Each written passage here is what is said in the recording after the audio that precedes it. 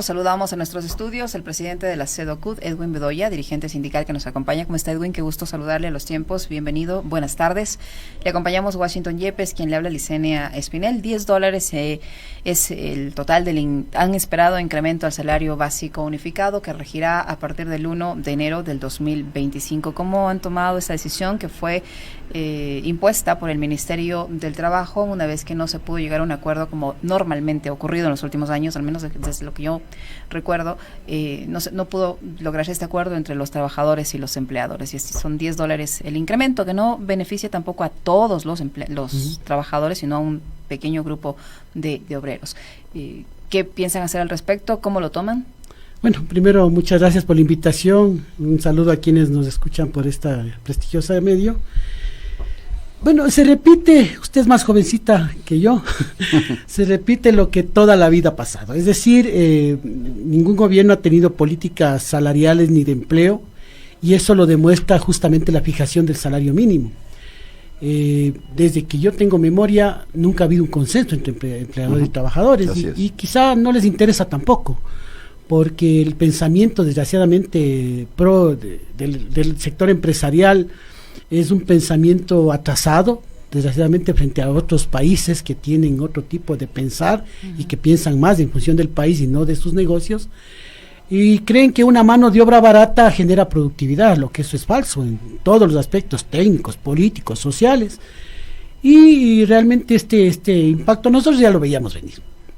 Hay que ser sinceros. O sea, no les sorprendió, ¿no? No nos sorprendió, más bien estábamos esperando la cifra, es más, especulábamos algunas cosas. Decíamos, capaz que sigue la misma línea de Lazo, sube los 25, pensábamos. Pero viendo cómo se dio nos llamaron a 2 reuniones. Una asistimos solo a ver el tema de los datos económicos del INE, ahí no hubo disputa, nada, ni planteamientos del INE y del Banco Central, nada más.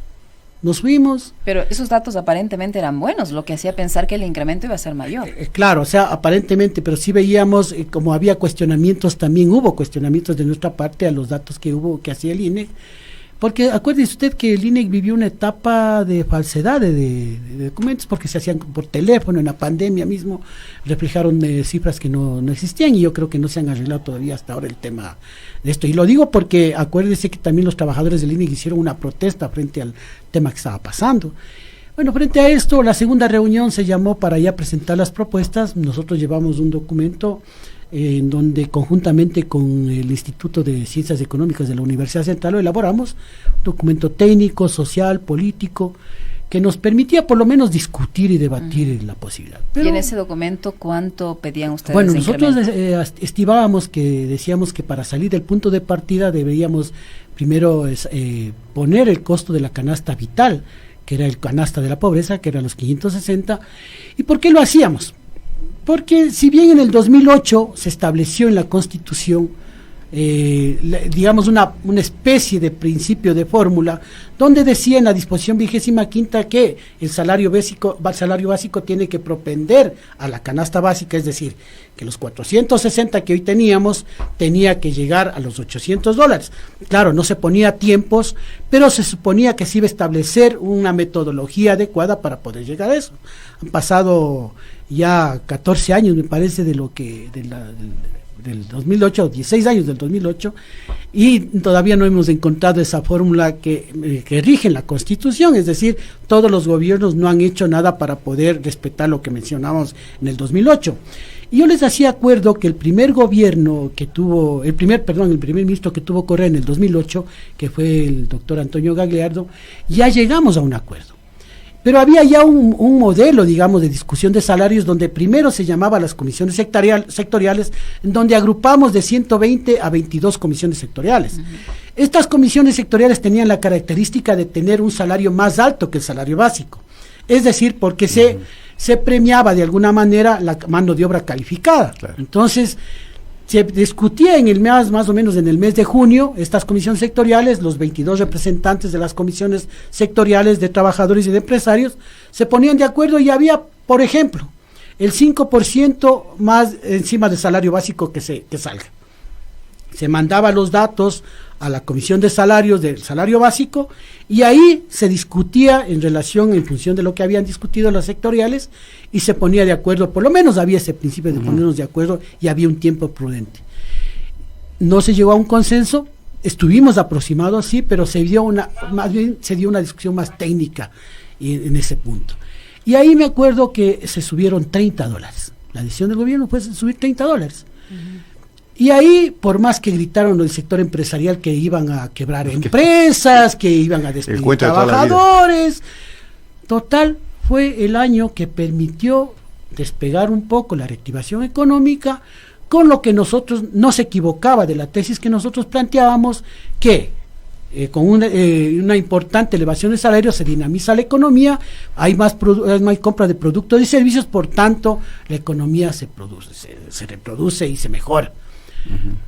Al siguiente año salió el doctor Gagliardo, no sabemos por qué, pero igual no hubo consenso y se bajó la propuesta, es decir, se bajó a $8, me parece, y ahí es cuando no nos explicamos. Si se determina que va a ser progresivo para llegar a la canasta básica, debía haber seguido esa misma línea. Obviamente, si eso es una decisión técnica, pero usted se Claro. olvida que Edwin, que lamentablemente los incrementos salariales son fruto de una decisión política. No, por eso le digo, pero el tema es que si tenemos una decisión política de que para partir, digamos, teniendo un poder adquisitivo adecuado, debíamos llegar a la canasta básica. Y demostramos que con $30, con $25 e incluso con $100 las economías o las empresas no quiebran. ¿Por qué le digo esto? Porque el expresidente Lasso, acuérdese usted, dijo, vamos a subir $100. El primer día que dijo. A 500. Dijo $100 y vamos a llegar a 500. Nada más no dijo. En campaña dijo 500 ya, de salario, punto pero aparte. no dijo después ya que el presidente por dijo, eso a ver, digo, sí, 500, pero claro, cada año ahí, 25. Eso es, digo, punto aparte. Después gritaron los empresarios y al otro día dijeron, no, 25 por año. Yo digo, no sé si fue un lapsus, no sé si brutus, sino correctus.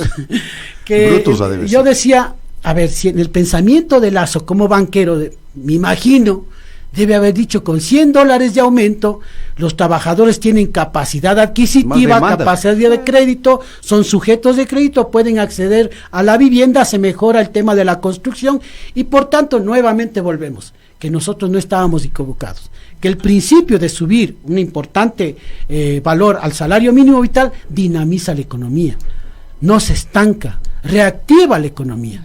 Pero desgraciadamente, como digo, tenemos empresarios que están atrasados, mientras en otros países, yo les decía que no son de tinte socialista, sino capitalista, tienen esta dinámica de elevación importante de salarios, aquí no, aquí se van hacia atrás. Portugal, que tenía el mismo ciclo de crisis que el Ecuador, triplicó los salarios, mejoró las pensiones y ayudó a las pequeñas y medianas empresas para que puedan de alguna manera solventar esta alza salarial. Es decir, y creció en los 13 primeros años que se subieron los salarios, subieron a más del 3% del Producto Interno Bruto. Entonces eso nos da la medida que no hay equivocación en las tesis que nosotros proponemos. Es más, nosotros en el último punto de las conclusiones que hicimos con el Instituto de Ciencias Económicas y que presentamos esto, en el último decimos como conclusión, 2 conclusiones. El estancamiento productivo mejora la elevación del salario, mejora el estancamiento productivo porque a mayores ingresos implica una mayor demanda de bienes y servicios, lo que dinamiza la economía. Segundo, lo más importante, la inseguridad, porque a un buen salario convierte al trabajo honesto en una buena alternativa competitiva en relación a las ofertas de la economía ilegal.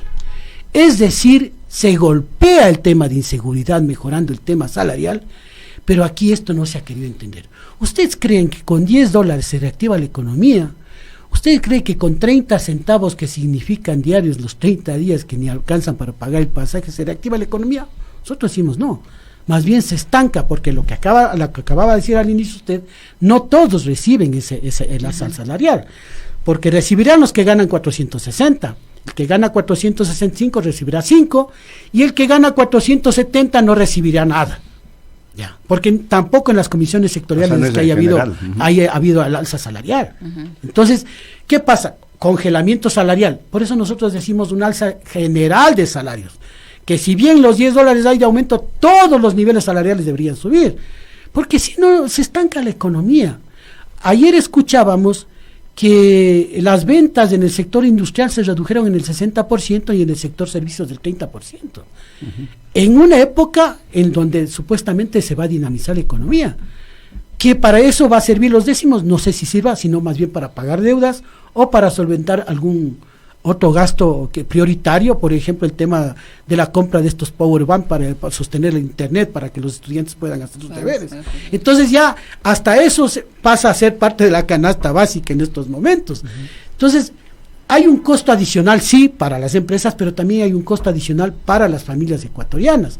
Entonces por eso nosotros decíamos que el punto de partida que debía haber sido la canasta vital, no se tomó en cuenta pese a los argumentos entregados en el Consejo Nacional del Trabajo, que ojo, fuimos el único sector que presentó argumentos técnicos, sociales y políticos para esta demanda. Acá en el otro lado, se valieron del discurso de la señora ministra, que más parecía representante del sector empresarial que ministra de Trabajo. Edwin, es repetitivo lo que yo le voy a decir, pero cabe analizar, porque siempre cuando se da esta misma historia que la hemos vivido durante décadas, el gobierno argumenta, o los gobiernos argumentan, que la situación económica no permite un incremento salarial como el que plantean los trabajadores. Y ahora el gobierno de Novoa lo que dice es que en efecto la economía está recuperándose, que hay más ventas, que han mejorado las exportaciones y un sinnúmero de cosas más. Sin embargo, el mismo argumento se utilizó para subir apenas $10 en el salario. Entonces nunca se rompe el círculo vicioso. ¿Qué hacer para romper el círculo vicioso? Súper difícil, lo sé, pero alguna alternativa se puede decir, porque lo que usted acaba de señalar no se sostiene solo ahora, se ha sostenido toda la vida. Así es, o sea, a mí lo que nos preocupa, primero, que las pequeñas empresas se hagan eco de este guión que ya tienen hecho los sectores empresariales más grandes, porque no son las pequeñas empresas. Porque si yo le decía a un pequeño empresario, porque me decía, no, pero nosotros no podemos pagar, le digo, mire, usted trabaja en una cadena, en el eslabón de la cadena productiva, usted es proveedor de una empresa grande. Si a la empresa grande le suben los sueldos a los trabajadores, usted tiene trabajadores que van a gastar en sus productos y en sus servicios. Entonces se dinamiza y usted va a necesitar producir más y por tanto te contratar más empleados. Pero no lo entienden. Entonces, ¿qué es lo que pasa? Si nosotros, claro, porque ¿qué es lo que ha pasado en nuestro país? Todo lo anormal se ha puesto normal. Si usted ve que están asaltando aquí, lo que hace es con el teléfono tomarle la foto y se vuelve normal y sirve para un TikTok. Entonces, la idea que nos han vendido desgraciadamente mediáticamente, mediante los grandes medios de comunicación, es que eso es normal. Y que cuando un empresario dice que está en crisis, no puede subir los empleados, incluso nos convencen a los trabajadores que sí, pobrecita la empresa, pidamos una caridad para sostener la empresa. Gobernado solidario para claro, y ha pasado. Le cuento que algunas cosas han pasado, algunas empresas, yo le podría contar unas 2 o 3 empresas donde los trabajadores pusieron plata para sostener a la empresa. Pero lo más irracional, si se quiere, es que el país no tenga una política de sostenimiento de las empresas. Exacto. Cuando recién en septiembre se nos fue una empresa donde yo trabajé casi 26 años, la General Motors, y que nosotros protegimos en la época de Lucio Gutiérrez para que le bajen los aranceles a las partes y repuestos de CKD para ensamblar el vehículo, protegimos esa industria. Pero si ni siquiera el gobierno tiene una política de protección de la industria, peor de reconversión de empleos cuando se trata de despidos masivos. Se acaban de despedir 52 trabajadores de la empresa Productos Paraíso. Pero lo raro es que son empresas grandes las que despiden. Las pequeñas y medianas siguen sosteniéndose porque saben que la mano de obra vale. Entonces, fíjese usted, si no le dan alternativa a la pequeña y mediana empresa para sostener los empleos, como por ejemplo bajar el interés de la banca privada a un dígito por lo menos, que no se ha hecho, más le cargan a la banca pública, pero no se ha hecho. Y el otro proceso también que nosotros decimos, vean, sentémonos por lo menos en una mesa de crisis de qué sé yo, debíamos habernos sentado en marzo, en junio, para discutir cómo va el país y poder sacarle adelante. Pero como digo, no les interesa, porque han sido el uno, empresario de la banca, que ha favorecido a la banca, y que la banca sabe decir que está saludable. El otro empresario, en donde la misma revista Vistazo menciona que ha crecido bastante. Y más aún, que se ha protegido a la industria grande. Claro, la economista Vilma Salgado, nuestra amiga, decía que 500 deudas hay de las empresas grandes, 1.906 millones de dólares. Eso deben, eso les hemos condonado nosotros como ecuatorianos. Más de 20.000 millones de dólares en exoneraciones. O sea, imagínense 20.000 millones de dólares que se les ha perdonado y ellos no han hecho nada.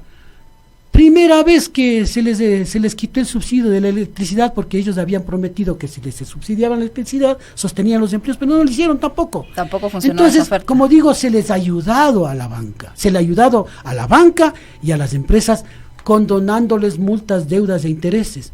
Y ahora también con esta ley que salió recién se les está ayudando, pero ellos no han hecho mella por sostener los empleos ni por tampoco mejorar la situación de los trabajadores. Pero es un hecho, Edwin, que ya está definido este incremento y va a ser $10 y ahí no sé qué más se puede hacer desde el lado de los sindicatos de trabajadores. ¿Qué va a pasar? ¿Qué van a hacer? ¿Cómo van a manejar esta situación? Bueno, nosotros porque seguramente habrá inconformidad entre los trabajadores que esperaban algo más. Disgusto. Tenemos una convención el 11 de enero en donde se decidirán qué acciones. A mí me dirán, están locos de hacer una huelga nacional, pero ¿qué nos queda? Además que ya le queda un mes un poco más a este gobierno que ya va a salir, pero yo diría que los gobernantes, los que están de candidatos, deberían dar alternativas a esto. O sea, deberíamos preguntarles cuál es la alternativa para ponernos de acuerdo en el tema salarial, cuál es la alternativa para reactivar el empleo. Esa debería ser una de las primeras preguntas central a los candidatos para decirles, vean, hay esta situación. Bueno, reactivemos. Y lo otro es que no es que tengamos que discutir solo el salario. Nos llaman a discutir el salario como que los otros factores no importan. Cuando el Consejo Nacional del Trabajo tiene 4 parámetros que discutir: política de empleo, política salarial, política de productividad y política de refinanciamiento de las deudas a las pequeñas y medianas empresas. Para eso está el Consejo Nacional del Trabajo. Si no nos sentamos a dialogar eso y solo el salario per se, sí vamos a entretenernos en el que el fin de año tendremos la misma discusión y estaremos recordando y tomándonos la misma foto o el mismo video el próximo año. Así es, lamentablemente. También depende mucho de la conformación de esa entidad, que lamentablemente tiene ya una cierta inclinación y ya sabemos de qué lado está. Muchísimas gracias, Edwin, por acompañarnos y por informar a nuestra audiencia la posición que tienen los sindicatos respecto al incremento al salario básico unificado de $10 para el 2025.